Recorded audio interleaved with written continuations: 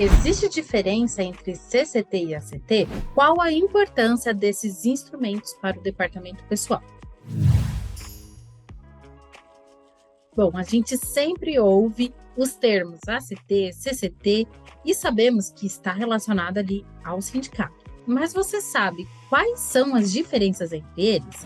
Meu nome é Camila Máximo, sou professora e consultora aqui da NIT Treinamentos. E aqui no canal da NIT nós trazemos para você o conteúdo trabalhista atualizadíssimo. Então, para você não perder mais nenhuma das nossas atualizações, já ativa aí o sininho para você receber as notificações quando a gente trouxer aqui conteúdos atualizados para você. Já aproveita, já curte esse vídeo, já envia também para um amigo, para uma amiga, para também ficarem atualizadinhos com você. Então, qual a diferença entre ACT e CCT e o que isso impacta no dia a dia do departamento pessoal? Primeiro, nós vamos entender os termos. A CCT já é bem conhecida aqui por nós do departamento pessoal, já que é um dos instrumentos que nós mais acessamos ali para poder deixar as relações trabalhistas em conformidade com a legislação. O artigo 611 da CLT traz, então, o conceito de Convenção Coletiva do Trabalho, a CCT. Para a lei, este acordo possui força de norma e tem ali a participação de 2 ou mais sindicatos representativos das categorias, estipulando ali quais são as condições de trabalho que serão aplicáveis no âmbito das relações do trabalho para determinada região ou abrangência.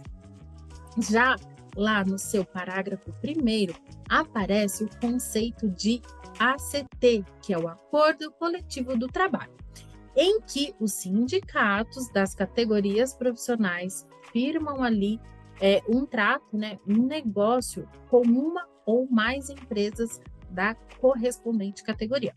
Ou seja, a diferença entre o acordo e a convenção coletiva se resume ali a quem ela se destina, ou seja, quem assina essa convenção. Enquanto na CCT, os sujeitos são os sindicatos profissionais ali da categoria econômica, tanto dos trabalhadores como dos empregadores, na ACT são sujeitos ali os sindicatos profissionais com determinadas empresas, ou seja, pode ser com uma empresa ou com um grupo de empresas que atuam ali no mesmo negócio, ou seja, que são atendidas pela convenção coletiva. Isso faz também com que a CCT, então, ela tenha uma abrangência regional, ou seja, a convenção coletiva, ela vai ter ali uma abrangência de acordo com a atividade da empresa e localização. É bem comum dentro de uma mesma convenção coletiva a gente ter vários municípios ali que são atendidos por aquela convenção, e tá tudo bem. Isso acontece principalmente em locais que têm municípios menores, mais próximos um do outro. Então, às vezes, quem trabalha em escritório de contabilidade, que tem um pouco mais de contato com as convenções coletivas, às vezes pega ali uma convenção e tem uma página inteira só descrevendo quais são as localidades. Porém, pode acontecer de outros casos, por exemplo, de cidades maiores, com maior número de habitantes, que cada cidade vai ter ali o seu sindicato. Então, a convenção vai ser ali só de uma região um pouquinho menor. Já a ACT, ou seja, o Acordo Coletivo do Trabalho, ela vai ocorrer de uma forma um pouquinho mais concentrada, atendendo ali alguns interesses mais específicos, já que ela vai ser feita entre o sindicato e uma empresa ou entre o sindicato e um grupo de empresas. E para serem válidos tanto a ACT como a CCT, elas precisam ali preencher alguns requisitos e formalidades que estão previstos lá na CLT, desde o artigo 612 até o artigo 617. Por exemplo, é obrigatório a Assembleia Geral, precisa ter um quórum mínimo, é necessário que haja menção ao sindicato e às empresas, precisa ter ali a vigência da convenção coletiva ou do acordo coletivo, precisa constar também a categoria e classes que serão abrangidas, quais são as condições, as normas de conciliação, procedimentos para prorrogação, quais são os direitos e deveres mútuos, quais são as penalidades, e tudo isso tem que ser por escrito. Também deve ser encaminhado uma cópia para o Ministério do Trabalho para que seja feito ali o registro. Bom, então quando ocorre ali, né, o acordo ou a convenção coletiva, tem-se o prazo para 3 dias, né, para entregar no órgão competente, e esse acordo ou a convenção coletiva, ela poderá ter o prazo previsto de até 2 anos, não pode ter um prazo superior. E uma dúvida que é bastante comum: será que existe, então, uma hierarquia entre as negociações?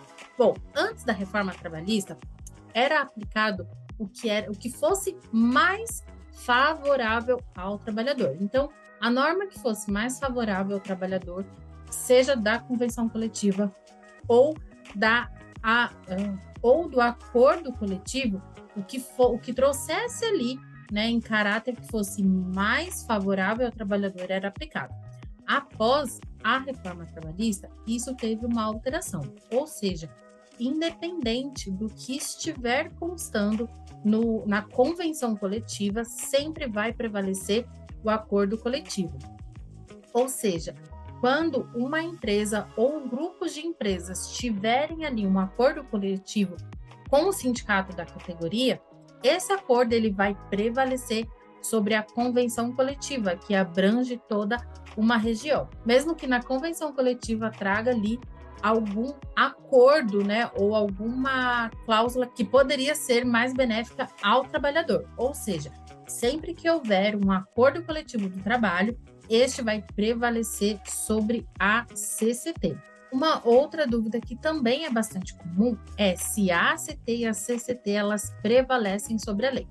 Esse é um ponto que tem muitas críticas, principalmente agora aí com algumas reformas, com algumas mudanças que têm acontecido aí no cenário trabalhista com relação a isso. Bom, o que diz a legislação é que a CCT e a ACT, ela tem força normativa de instrumento coletivo, ou seja, ela pode prevalecer sobre alguns temas, mas não sobre todos. Então, alguns temas, por exemplo, que elas vão prevalecer sobre a jornada de trabalho do empregado, desde que não superior à prevista na legislação, sobre o banco de horas, intervalo intra-jornada, respeitando ali o mínimo de 30 minutos, né, para as jornadas com mais de 6 horas, pode interferir sobre o plano de cargos e salários da empresa, regulamento empresarial, representante dos trabalhadores, pode falar ali sobre a remuneração por produtividade, por exemplo, pode falar de como deve ser o registro da jornada dos empregados, pode trazer informações, por exemplo, de trocas de feriados, aquela compensação do feriado, sabe? Quando tem um feriado prolongado, por exemplo, e a empresa ela não é obrigada a dar a ponte do feriado, mas pode trazer ali, por exemplo, no acordo ou convenção coletiva, que o empregado ele vai trabalhar no feriado em troca de uma ponte num outro feriado, sem que haja ali o dobro da remuneração ou do dias de folga. Então, existem algumas coisas que podem constar ali no acordo ou na convenção coletiva. Pode trazer ali informações com relação à prorrogação das jornadas, sobre prêmios, PLRs, desde que sejam respeitados os limites que trazem ali na CLT, que é a legislação que fala sobre todos os trabalhos, né? Que é uma legislação mais ampla. Já existem alguns assuntos que não são permitidos que sejam legislados pela CCT ou pelo acordo coletivo. Ou seja, não pode interferir sobre a anotação da CTPS do empregado, não pode exigir ou falar que não vai anotar.